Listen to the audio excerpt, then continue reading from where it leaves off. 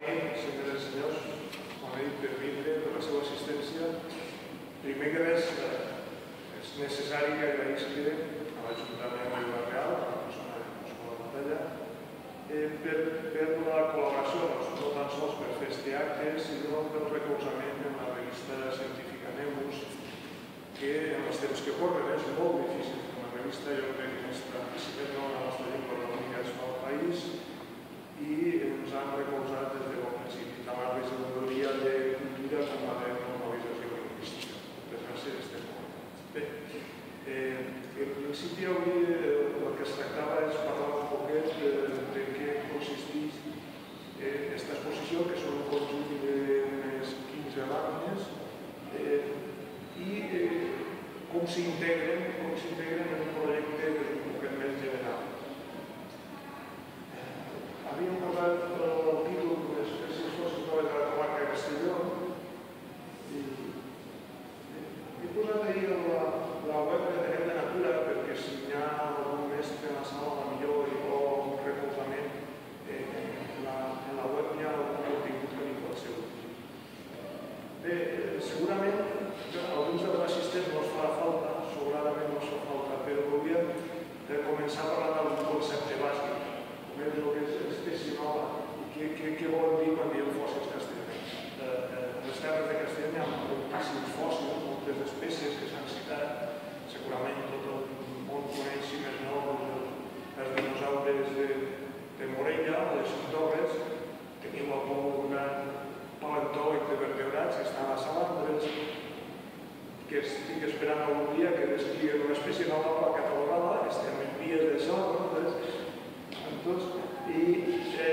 però aquest treball s'ha circumscrit a aquelles espècies ja descrites avui dia i que s'han descrit en exemplars de municipis de les províncies de Castelló.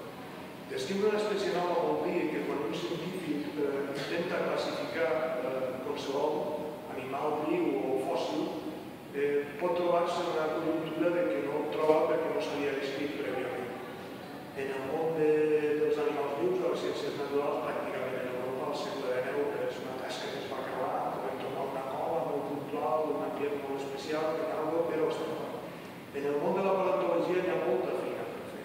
No està descrit, jo crec que no està descrit una part molt menuda del que hi ha.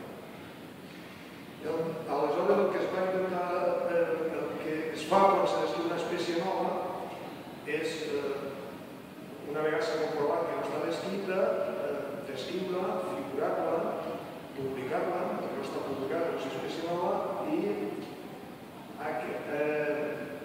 assignar un individu, com a mínim un individu, que és el que es diu holotip, hi ha una paraula com això holotip, que vol dir un individu singular, i sempre se designa un, este serà l'individu tipus sobre el qual hem descrit l'espècie, i se deposita en un museu perquè qualsevol científic del món pugui consultar.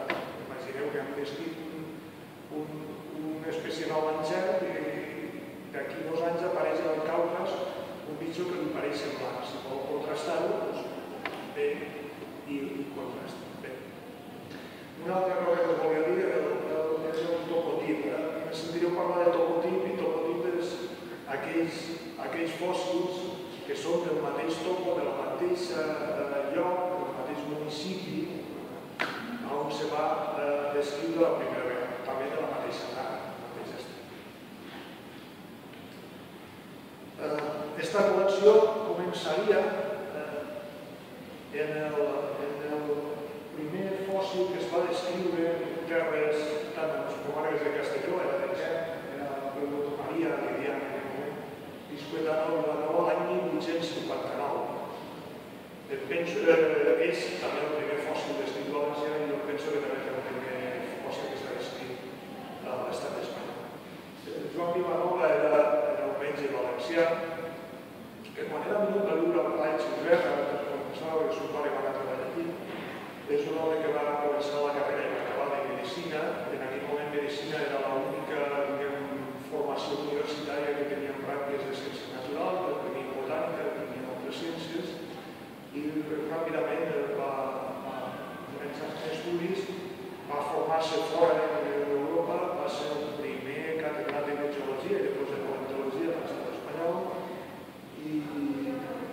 va treure un llibre, està en 1859, un llibre que era una altra cosa, bàsicament era d'agricultura, era una memòria sobre la col·leccionació, però a la part final del llibre, ja havia parlat del terreny i tal, inclou una sèrie de fòssils i figura 4 espècies, una d'estes, i li posa noms, i diu d'Almeda, no les descriu com entendríem ara, però cal considerar que és el primer fòssil del que la situació que ens va portar això, la situació és que el món de la paleontologia potser us semblarà estrany, però és molt dispers, es publiquen articles al llarg de tot el món i no hi havia cap obra que els recollies concretament. Després, com us parlaré, els holotips s'han perdut molt, quan un va estudiar els trobava i no estan disponibles. Vam pensar que era una part del patrimoni, és patrimoni, que no estan vistós com altres parts del patrimoni, però és un patrimoni que calia reivindicar, estudiar i donar-li difusió.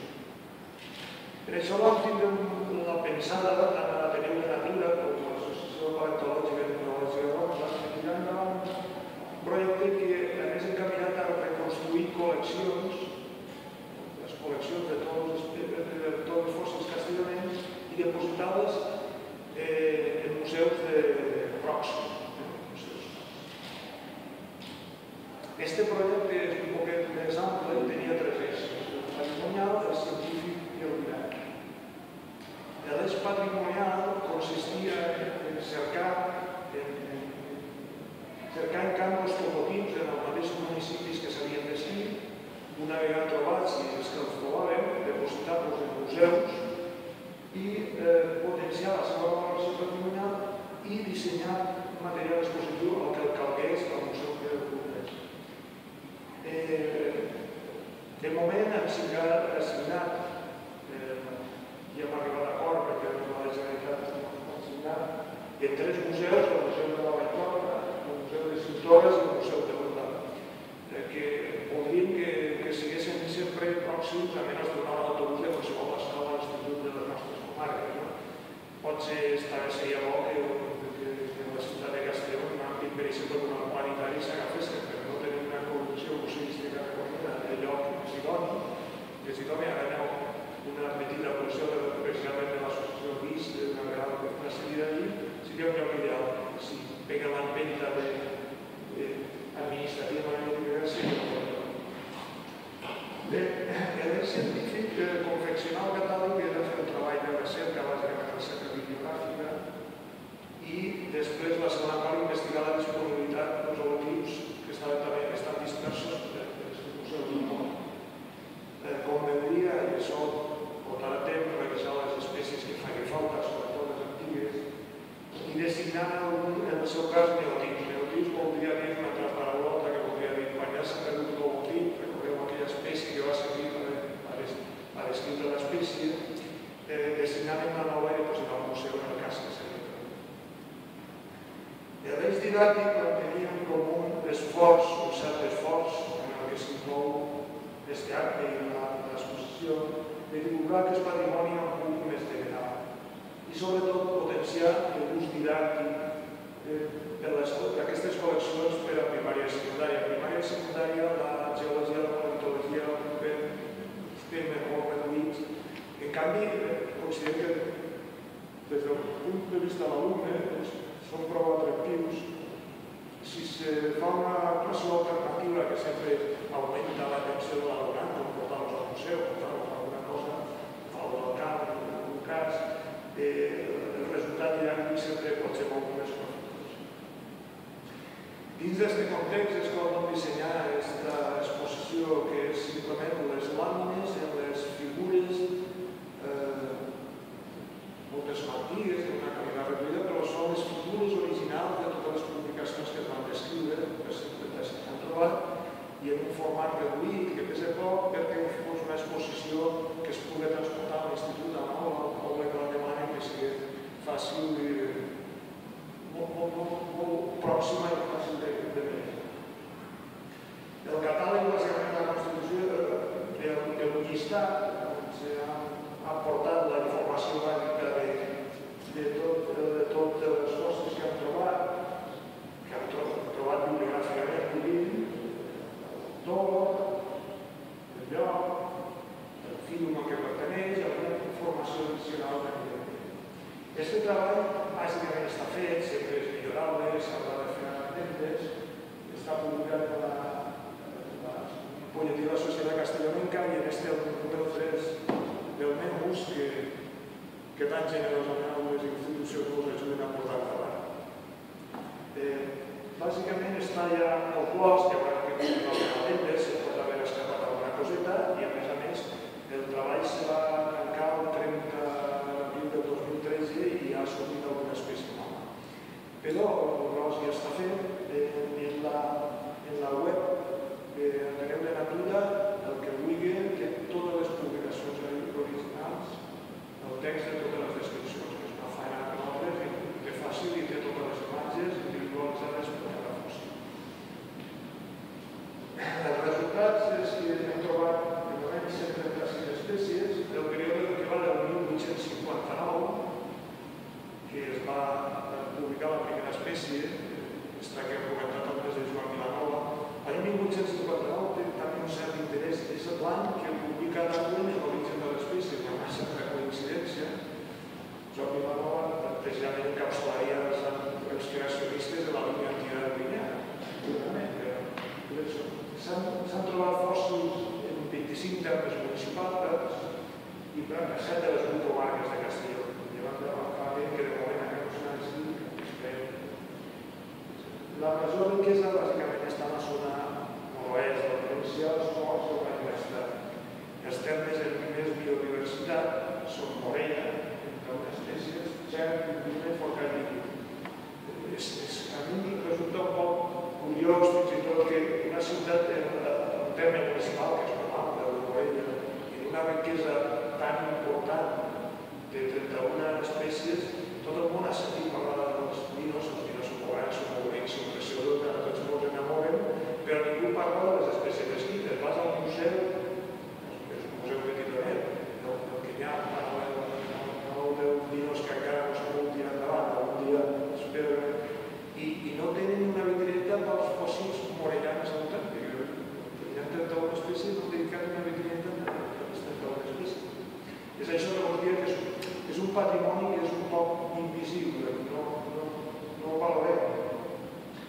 Hem portat en aquest planet perquè poden una visió on estan bàsicament, on s'han descrit les espècies. Bàsicament és la taca del baix maestrat, de dalt del baix, de l'esport, on se concentra el Cretaci inferior, i després hi ha alguna taqueta, hi ha una conca continental de primes algues, que hi havia un petit llac del Miocè que ha donat fòssils continentals tan singulars com d'insectes, tan extraordinaris com l'insecte.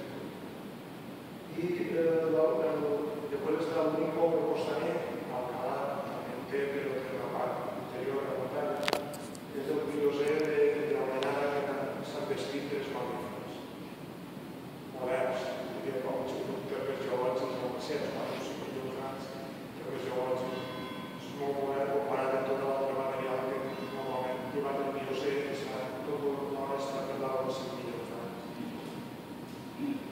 Això és un catàleg de les aparicions de les espècies, s'ha produït en principi el nom original i s'ha fet una intervenció. Bé, per fer-nos una visió un poc general de què és el que hi ha, aquestes 336 espècies castellanenques, què és el que hi ha. És una foto, jo diria que una foto bastant normal en el sentit que el gran grup més representat és els mol·luscs.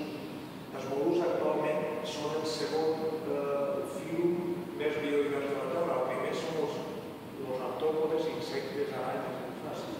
Però clar, cal pensar que els insectes, la majoria d'insectes no tenen paràdules, els crustacis sí, però els insectes i aranyes, i salvo jaciments extraordinaris no fòssils d'aquest. En canvi, 85 o 90% de tots els mol·luscs vius actuals tenen una conquilla dura, una conquilla de carbonacàlcica o aragonita, i el passatge d'una cosa semblant és molt fàcil que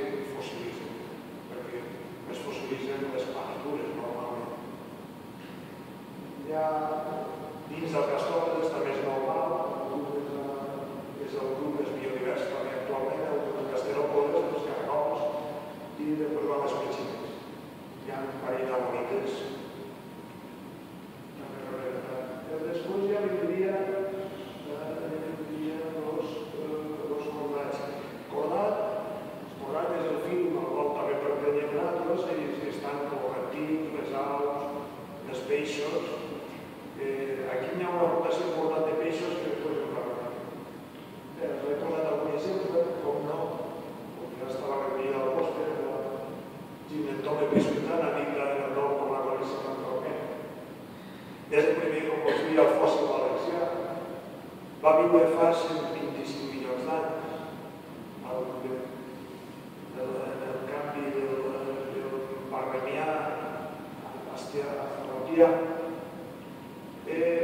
Volia remarcar que els fòssils a mi me meravella, que pot ser a algú dels presents, perquè és com una foto en 3 dimensions d'un animal que va viure, doncs posem això, 125 milions d'anys, el podem contemplar, el podem estudiar. Però a més, conté molta informació, és un document, com qualsevol, com quan troba una peça ceràmica o una arqueòloga, és un document d'informació. Per exemple, este caragol, este gasteròpode marí que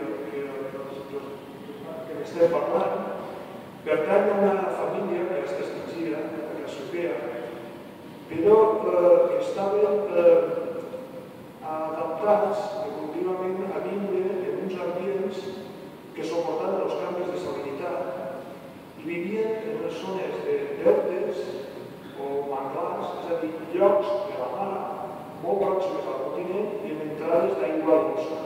Per tant, quan trobem un jaciment que hi ha molts casteroles, moltes cassiopees, ja sabem que estem parlant, ja ens dona informació de l'ambient, de l'ecologia del lloc on estava. Ja sabem que és una zona d'aquestes característiques. De fet, en la província la trobem dins del que era un delta, el mateix delta que es troba en els dinosaures del Colegio de Santones, els que estudien de Santos, o bé davant del delta, o bé en trams, el delta és una cosa molt mòbil, que varia molt, canvia molt de sentit, entre el mar hi ha una guerra contínua entre la mort de la terra i el mar, doncs quan hi ha un ambient que domina la mar, encara amb molta influència dolça, entra una fauna d'animals marins però que poden suportar els canvis de salinitat. Són estacoles. He posat un altre exemple, que es puc tirar a casa, d'un bivalve, una petxina. Aquesta petxina es va descriure aquí molt pròxima, aquí, a Onda. I volia posar també un exemple de que a vegades, no perquè un fòssil estigui un poc trencat, perquè el col·leccionista busca perfectes, he posat el cas perquè té unes rotures minuretes a la part de baix, però aquesta espècie on s'ha trobat que no el va sempre articular, no podia poder veure. A l'estat encara ha permès de veure que té unes granulacions també a la part interna. Les petxines de vegades tenen granulació, que tenen dins i fora o més fora. En aquest cas hem pogut comprovar que tenia una granulació en els són aquestes objectes que apareixen a veure. He posat aquest exemple que apareix, si d'entrada apareix un quadre de grafies japoneses. Això segurament algú i això què és? Això és un grapat d'espècies noves que un nou va descriure. Són otòlits. Són otòlits, els otòlits són uns ossets molt minudets que tenen els peixos a l'oïda interna i fan les funcions d'equilibris, probablement fan les funcions d'equilibri. Algo com els conductes determinats sobre l'oïda interna. Són molt variables segons l'espècie i permeten la seva descripció. Va descriure un munt de tota la zona dels mobles. Ara, com se troba això? Per trobar això, bàsicament és endur-se com terra, sediment en puestos que apunten que poden haver-ne, carme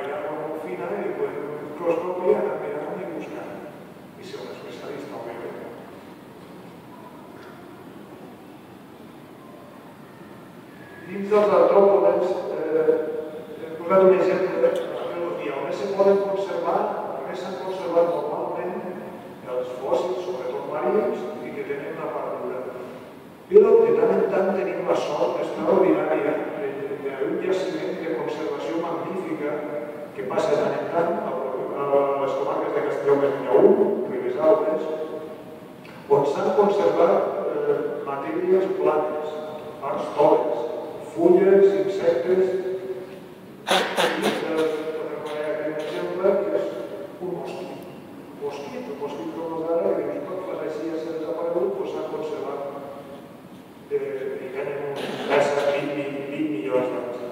Per què s'han conservat? Això era unes condicions molt singulars, era una conca continental, una marina, i hi havia un llac continental, i se produeix un fenomen que a vegades passa l'estratificació de l'aigua. És a dir, l'estratificació de l'aigua vol dir que l'aigua, les capes no se mesclen les unes amb les altres, de tal manera que les inferiors acaben no tenint gens d'oxigen i com no s'engreixen entre nosaltres, es bloqueen o estalven, al no hi haver oxigen no es produeixen els processos de putrefacció, no entra les alques, no entra el foc, no entra res i se conserva. El riu segueix aportant sediment molt fi, perquè és una zona plana, i acaben fent-se les pissarres bituminoses que van explotar en aquell moment en làmines i ahí s'han conservat extraordinàriament els llaors, fulles, insectes, algun rèptil, etc. És un jaciment extraordinari. Aquí també he posat un exemple de minerals, de coralls. Els coralls, és un corall que es va descriure a Traiguera, a 105 milions d'anys, i ens marca també la informació que en aquell moment aquesta zona s'havia, tot i que era molt més al nord que ara estem a un paral·lel 40, i en aquell moment estaríem a un paral·lel 30, o sigui, la Terra en aquell moment estava més al nord, tot i això hi havia un clima tropical o subtropical, en corals, i també ens dona molta informació sobre que és un ambient marí de salinitat normal. Pot ser protegit, hi ha corall, per redes coralíniques. Bé, per fer-vos una foto un poquet per edats, bàsicament, hem posat aquí un quadre. Ja veurem que el gros de totes les espècies o cretàcic inferior, molt concentrades en l'Antià, encara que alguna classificació col·lectiva s'hauria d'analitzar i potser variaria un moment, però en principi cretàcic inferior. El gros, el 75% està catalogat com l'Antià, en les consideracions que he dit, i a més hi ha un fòssil del Juràssic descrit, a diferència del que passa anterior, que tenen, bueno, tot tenen riquíssim, però tenen un Juràssic impressionant. El més important de les comarques de Castelló sense dubte és el Cretàcic inferior, jo diria de l'Alteria fins a l'Antià, com a molt l'Altià que va acabar la sedimentació marina. Hi ha la taqueta del Miocè de les Alpes, de 9 espècies, i després el Pliocè d'Almenara en 3 mamífers.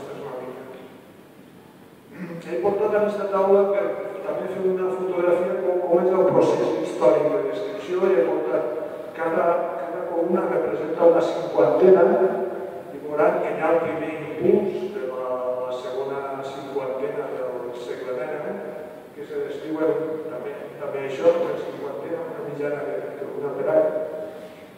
Hi ha un baixó de la primera del segle XX que remuntarà al 2000 i una bona marxa. Jo, si tindria que llegir aquest gràfic, jo trago 3 conclusions. Una, que la guerra civil, com en tantes coses, com el món científic va ser un desastre, representa la caiguda de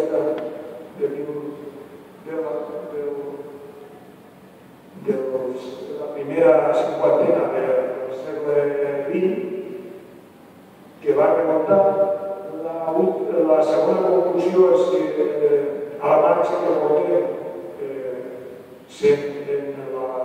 al principi de la primera cinquantena del segle XXI s'han descriure moltíssimament més espècies perquè hi ha una marxa de 2 per any perquè a més portem per tots anys i arribem ja quasi estem allí.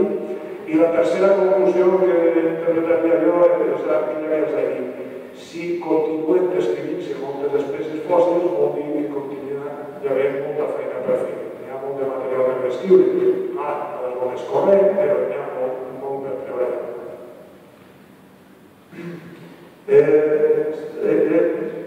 Qui ha participat en aquesta descripció? Fins ara hi ha hagut 40 autors que han participat, un 20% d'ells de dones. Només 3 autors són de les comarques de Castelló.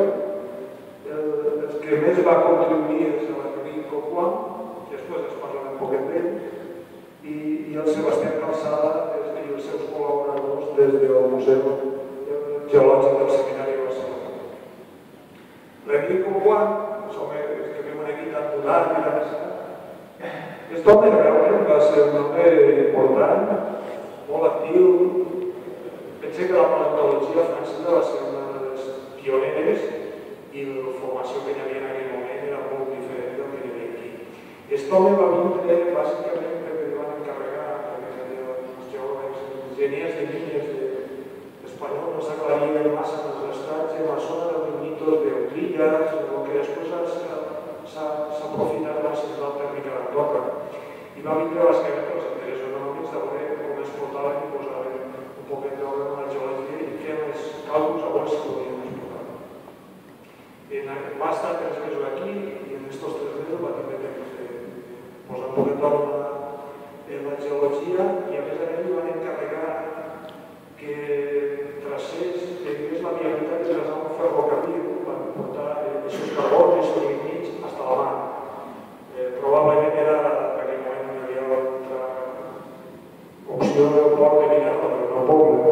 I gràcies a això ell va anar potejant, va anar passant pel territori buscant una via per traçar un ferrocarril i a més, com que no hi havia res fet, que van fer els 4 fòssils que Vilanova havien escrit, van dur-se molt de material fins al punt que després a França va dar un llibre molt important que encara és un referent, monografia de la Terceria d'Espanya, el 1865, on va descriure 34 espècies de les comarques de Castelló i més de 100 de Terol. En aquell moment sí que estava realment tot per fer. Aquí hi ha un llistat que està en aquesta foto dels 40 persones que han intervingut en la descripció petita dada bibliogràfica. L'encapçala de Coquà, el Sebastián Calçada de Comarós, el Pirnó, etc. També ja posats a mirar d'on eren aquests autors, bàsicament. Una part important eren francesos, òbviament espanyols era la majoria, però una part important eren francesos i a més percentualment eren un 20% que van descriure quasi un 35% de totes les espècies. Per l'aportació de l'Eura i alguna altra aportació complementària. On s'han publicat? On se van publicar les descripcions? Doncs bé, un 54%, poc més de la meitat, se va publicar en Espanya, però una part important, un de cada 3 pràcticament se va publicar en França, un 10% en Bèlgica i després aportacions menors en diferents països.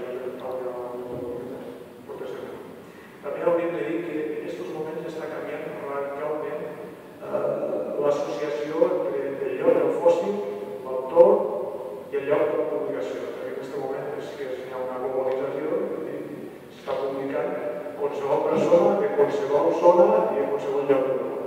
Sobretot s'hi publiquen. La llengua de les descripcions. Això, com a mi, com comentava, també m'interessa les qüestions de sociolingüística, si m'ha entretès en quines llengües estan publicant. Al segle XIX, la llengua dominant, absolutament dominant, era el francès. El francès se va descriure 34 en francès. Al segle XX va haver un canvi, el castellà va passar a ser la llengua dominant i en el segle XXI, els pocs anys que portem, curiosament encara hi ha moltes espècies escrites en francès canviarà radicalment i segurament quan acabem la cinquantena de la cintura la majoria estaran escrites en anglès perquè avui dia és la llengua dominant en el món científic i sobretot el que té lligat a obligacions de publicar en compte per currículums com que les classificacions es fan amb una cosa sola, si no són revistes anglosaxones no són d'impacte, no hi ha més molt de full. Aleshores, això ja encara canviarà i el segle XXI passarà a donar. La conservació dels holotips. Quina ha estat? Un se feia la idea, jo mateix tenia la idea que una vegada deposites un fòssil en un museu ja està per tota la vida de conservar. De fet, això és unes obligacions que imposa el Codi Internacional de Nomenclatura Zoològica que diu que per depositar-ho té que ser un lloc que complisqui dues coses bàsiques, que ho conservi i dos, que estigui disponible per a tots els científics. Ara em vaig dur la sorpresa que quan he mirat els 136 se'n conserven només un 75%. És més, si la recerca la fixo en aquells que tenen més de 100 anys, des que han passat més de 100 anys que se van escriure, he trobat que només se'n conserva un de cada 3. De cada 3, 2 s'han perdut. Per tant, si a això afegim que la col·lecció Coquan, menys mal, està en Budapest, vol dir que està molt poc accessible als investigadors de plans. En el cas que no s'hagi perdut, si puc buscar el logotip de Coquan, em tinc d'anar a Budapest a poder veure. És això que encaixava la idea de fer col·leccions de topotips i posar-los en museus de proximitat. Aquí, en aquesta tauleta, estan els de més de 100 anys. El MAFI, el que posa el MAFI del Majar, és una espècie d'institut geològic hongarès. Ahir se n'en conserva la meitat, però cal dir que és que probablement ja no van arribar perquè la col·lecció de Coquan va patir una sèrie d'històries amb els seus hereus, la volien vendre, el museu la volia comprar, no s'atrevien al preu i al final no se sap què va passar i quan ja havien decidit a Marsella per camí cap a Budapest van desaparèixer, que han desaparegut per sempre. Els del Museu Nacional de Ciències Naturals de Madrid els han perdut tots, els de més de 100 anys, entre ells els fòssils, com us dieu, els holotips dels fòssils valencians i espanyols més antics. Una bona part i l'Observatori de l'Embre, on van anar la col·lecció de l'Ander, també s'ha perdut. Per últim lloc, això ja si volem després anecdòtic, quan un científic descriu una espècie, li té que posar nom, l'anomena. I també veig el que té com s'han anomenat. Bàsicament hi ha 3 grups. Normalment el que s'anomena més és posar, dedicar-li a un antropònic, és a dir, posar a una persona sabidoria que, com hem dit, l'explicant, que el sol de Planol, pot ser un normatiu actual que obliga a fer un genitiu, és el gran grup on es dedica a l'antòlegs o al descobridor. Hi ha un altre grup que és el dels topònims, en la col·lecció trobem Morellanensis, Revisauensis, és a dir, fan referència al topònim, a la zona on s'ha trobat. I finalment hi ha un altre grup que de morfònims que atenen un poc a la forma del fòssil, si és molt gran se diu magna o se diu criarquea o se diu directament el propi fòssil és el que dona una idea del nom. Les conclusions que podríem fer d'això és que el catàleg, bàsicament la feina bàsica ja està acabada, de gràcia té una feina feta i pot anar simplement corregint algun tema. I en l'apartat científic sí que queda molta cosa per fer, perquè hem revisat algunes espècies que n'hi ha moltes per revisar i en algun cas hauria que dirigir neòtips. En l'apartat patrimonial queda molta feina a fer perquè n'hauria de trobar tots els topotips i encoratjo a tots els aficionats i científics que ens ajuden a la recerca per poder trobar i depositar-los en els museus que els identificaran. I anem a la didàctica no s'acaba mai, hi ha un treball meravellós per fer i sempre hi ha gent per formar-se. Si nosaltres podem completar més material en la web, la nostra idea seria tenir un temps limitat, però en la web van aportar material, però lògicament els mestres no són especialistes en totes les matèries i que poguessin descarregar-se tot el material perquè quan puguin tocar el tema els sigui fàcil. Molt bé, aquest és l'últim fòssil d'estil, el 30 d'abril, ja us avanço que se n'ha escrit algun nou, és un amonit. Curiosament, el que són les coses, ha passat segle i mig i l'últim tornava a ser de Xer, de Sartoví. És un amonit heteromorf, s'ha desenroscat i porta, el que us deia, porta en el nom del gènere era espècie nova i gènere nou. El nom del gènere és Cherticeras, que incorpora el topònim de Xer. I el nom d'espècie és Salaci, és un antropònim que està dedicat a Ramon Salas, que és un geòleg català molt important, que ha treballat molt tota la zona, sobretot dels ports. I junt Joan Guimerà, un altre geòleg del país, de Vinaròs, va descriure la conca sedimentària del Maestrat, que és la que ha donat la majoria de fòssils. Jo crec que aquest geòleg, en el treball de Caneró, que va ser molt actiu en la confecció dels mapes geològics, són els geòlegs que més han treballat amb els geòlegs d'estat. Caneró també va ser el que va descobrir l'Albià i els fòssils. Hi ha un article que es va passar a Collignon, que era un paleontòleg militar francès que havia estat en Madagascar estudiant l'Albià i va ser el que va descriure un bon grapat d'espècies de l'Albià. Bé, jo diria que això és tot. Gràcies per l'atenció i si volen